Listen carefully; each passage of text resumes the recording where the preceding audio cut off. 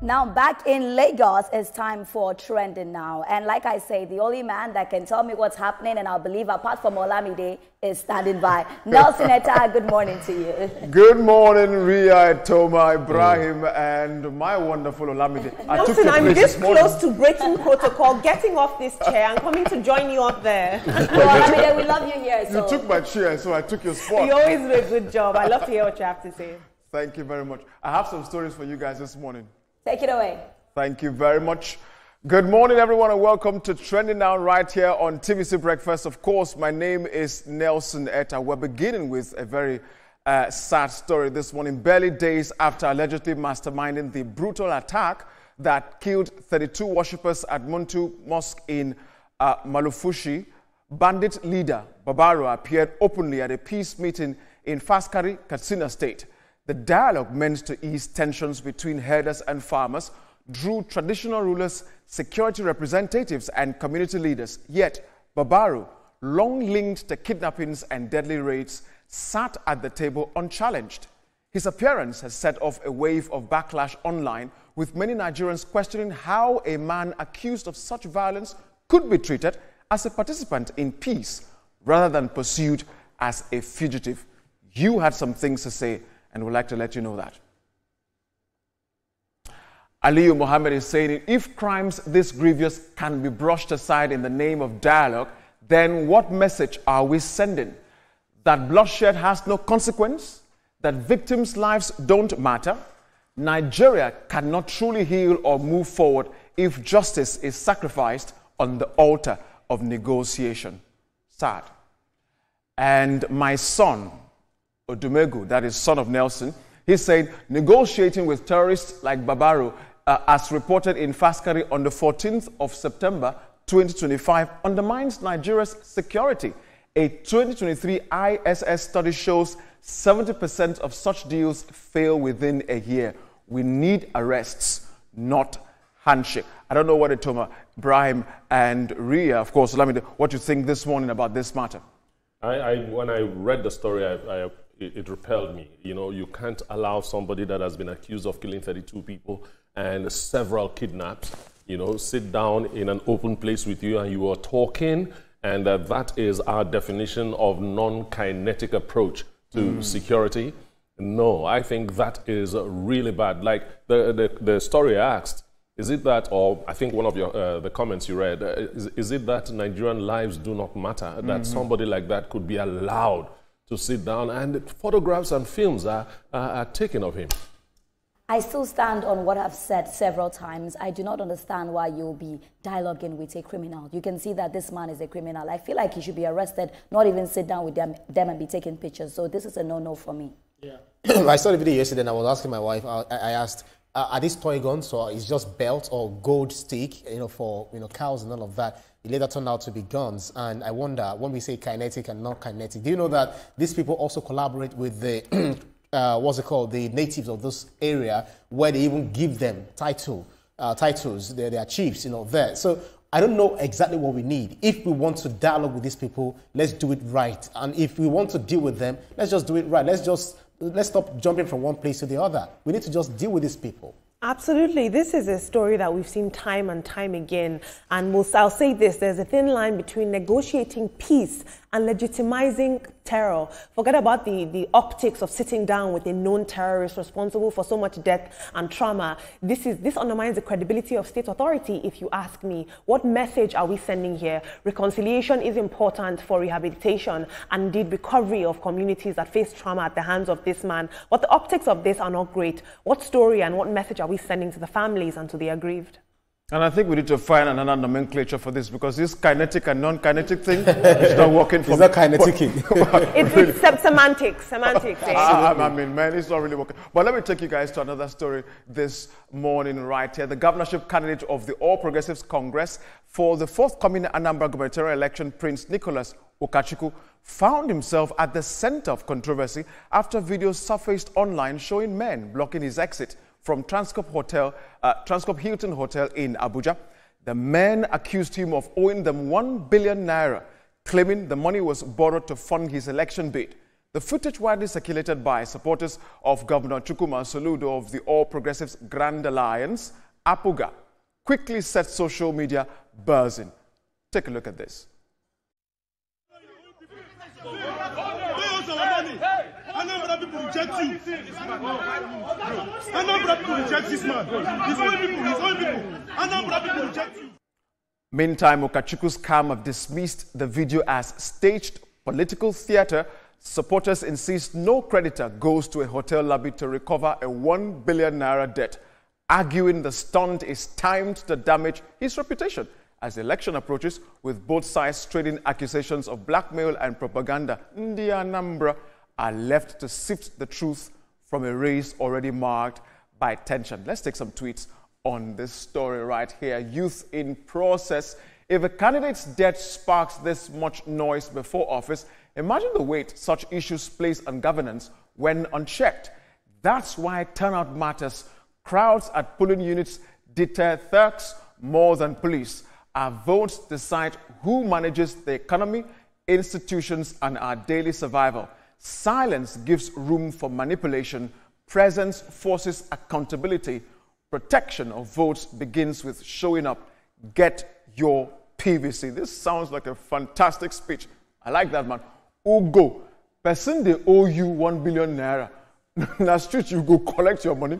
So the court or writing petition is no longer valid. Where is the proof that a business was done? Where are the legal relevant documents? This ABGA propaganda won't fly. Etoma, Ria, Ibrahim, and Olamide. Can this really fly or not? Well, it has, for me, the bird is still on the ground. It didn't fly at all because you wouldn't go looking for 1 billion naira in the lobby of a hotel. You know, it smells like politics to me. And you know, as elections are coming, different things will be happening. But I think if somebody is owing you a lot of money, like 1 billion, there's the court. You can take him to the authorities rather than embarrass him in the hotel. And Nelson, another thing that worries me is that I fear for our politicians because most of them get monies, you know, to fund their elections. And I always worry for the ones that do not win. But anyway, I hope he gets to, if he's really owing, I hope he gets to pay. It's actually a issue of the absurd for me because I do not understand. We have the anti-graft agencies, the EFCC, the ICPC, you know, what have you, to handle this. So if you're lending someone money and then the next thing is for you to go block the person's, you know, whatever entrance or exit, it doesn't even sound right. What kind of person are you that you did lender yourself?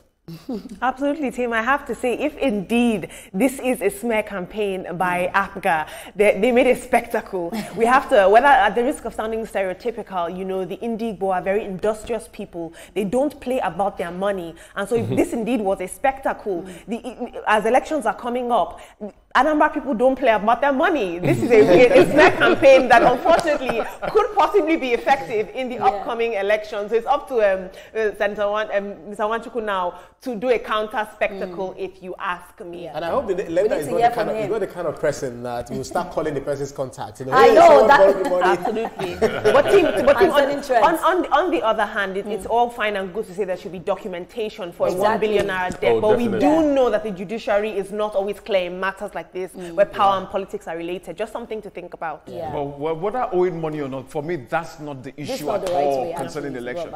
Better matters should be handled. But I think that's it for Anambra politics. Right about now, a video from our Sabah, that is Delta State, has set social media abuzz after showing a group of women storming a church dressed in wedding gowns, praying fervently for husbands and materials or marital status. The dramatic service organized by Pastor Faith Song featured dozens of single women in bridal dresses. The pastor moved among them, anointing their heads and declaring prayers that the right man would find them. In this clip, some women cried openly, underscoring the intensity of the desire. Since the footage surfaced, online reactions are flooding. Some viewers have expressed pity, while others have criticized the spectacle, arguing it reflects outdated ideas of a woman's worth. The debate cuts deep at a time when many women globally are choosing independence and redefining relationships. These women are on their knees pleading for marriage as destiny. And so the viral moment leaves us with a striking question. In 2025, can a woman still find fulfillment in life, whether or not she is married. Let's take some tweets on the matter. Yeah? Tochi. I believe in prayer, but some things are just practical. If you socialize, network, dress well, speak kindly, show respect, and occasionally take a chance or respond to messages. Exactly, my brother. You're likely to meet someone interested in marriage. Way to go, Tochi. Dave saying brainwash people. Most of these prayer houses will go out of business if the Nigerian economy ever recovers. They don't know it's the economy that's responsible for this. Purchasing power is at an all-time low. 70% of Nigerian men can barely feed themselves twice daily. Marriage is the least of their issues. People should continue acting like politics doesn't affect their daily lives. Well, my dear brother Dave, you done said it pretty good, but Etoma, Ria, Ibrahim. Loved and cherished, especially by one person that she also loves and cherishes. And that's where marriage comes in. That women are desperate for marriage. Yes, there are some that are, and there are some that believe that it is not necessary. But having so many women wearing wedding dresses and coming to church, I'll advise the young men there that if you want to marry one of them. At least you won't buy a wedding dress. And Olamide, do you know that just seeing this story, God forbid, may we never do this at the end of the day. That's my prayer. Amen. Then again, I feel like we worry God with so many things because I think that this is not even necessary. And I don't know, maybe it's just me. I feel like at the right time, you'll get the man. This is just desperation. And when men see desperation, they run away from it. As a man, I'm not going to go to a lady that is wearing a wedding gown in church. Like, what is the problem? I don't think that is the best way. Pray for many things. Ladies are changing the narrative. They're doing big things in their career. I would never sit down and pray for a man or rather pray for marriage. It's just my thing. It's very difficult for one to judge these people. Some of them have lived their lives, righteously, and then they just found themselves where they are. Some actually, raise the bar, like their standard is very high. They can't do with they can't do, with that kind of a person that probably come to them. But I think the problem is solved actually, because those who came and told us that polygamy is very bad, they are now teaching us to marry ourselves like man to man. It's okay, we can legalize it. There are some men, reasonable men, responsible men who would love to take more wives. Why don't you get married to these kind of people? No. Responsible men. No. Listen, we don't support Ria, I'm not talking to you.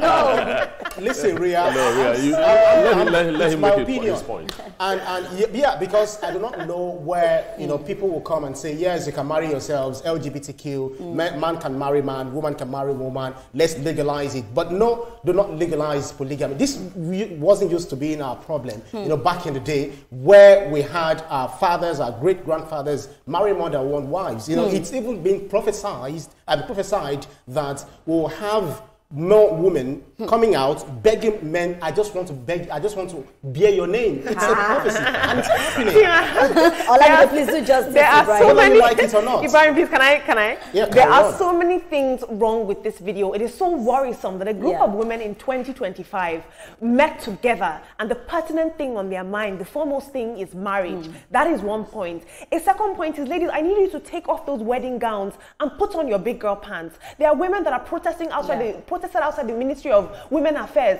saying they've not been paid. Let's put on our big girl pants and go to the House of Reps and shift policy and take up more seats and take up more space. Listen, and the funny thing, is that you guys are in church, but God is watching you. Eve never prayed for one day to find Adam. And Olamide, let me tell you God brought her down and gave her to him. So come on.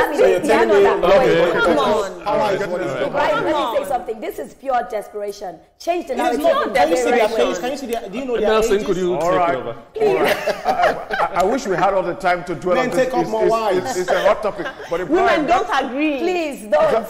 Okay, the women are protesting. Thank you very much. You see, I told my this is the kind of husband we want. Very quiet, very calm. Thank you. We need to move on now. This time around to some good news. Nigeria's Tobias Musa has once again delivered the world stage, this time winning silver in the women's 100 meters hurdle at the World's Athletic Champions in Tokyo. Amusun, the 2022 world champion and record holder, clocked 12.29 seconds to finish just behind Switzerland's Kambunji, who stunned the field with national record to clinch gold. The result gives Nigeria its 12th medal in World Championships history, and for Musun, another jewel. Science Athletics Federation of Nigeria over what she called poor treatment of athletes. Still, when it mattered most, Musun showed up, reminding the world that even amid challenges, Nigerian athletes continue to carry the green and white with pride. Let's listen to what she said after the race. All you know now is that you won a silver medal. I don't need deep. I say, who did Meanwhile, the bigger question here is what more could our athletes achieve if the system truly matched their talent? Good question, but let's see what you had to say on X this morning. Vishal, congratulations. Toby, your hard work and dedication have truly paid off. Proud of you, of course.